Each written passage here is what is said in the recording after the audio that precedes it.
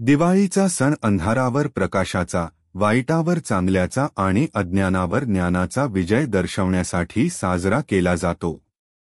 या सणामागे अनेक पौराणिक कथा आहेत, जसे की भगवान रामाचे 14 वर्षांच्या वनवासानंतर अयोध्येत आगमन।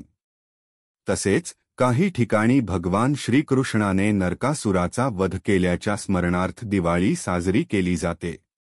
या व्यतिरिक्त हा सण धनधान्याची देवता लक्ष्मी आणि समृद्धीचा आशीर्वाद मिळवण्यासाठीही साजरा केला जातो। दिवाळी साजरी करण्याची मुख्य कारणे: भगवान राम यांच्या विजयाचे प्रतीक। हिंदू पौराणिक कथेनुसार भगवान राम 14 वर्षांचा वनवास पूर्ण करून रावणाचा वध करून अयोध्येला परतले। त्यांच्या परतण्याचे स्वागत करण्यासाठी लोकांनी दिवे लावले होते, म्हणून हा दिवस दिवाळी म्हणून साजरा केला जातो।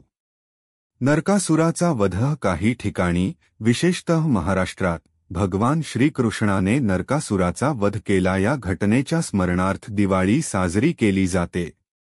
प्रकाशाचा सण: दिवाळी हा प्रकाशाचा उत्सव आहे, जो अंधारावर प्रकाशाच्या विजयाचे प्रतीक आहे। लक्ष्मीचा आशीर्वाद: या सणादरम्यान लक्ष्मीची पूजा केली जाते। असे मानले जाते की या पूजेमुळे घरात समृद्धी, धन आणि भरभराट येते।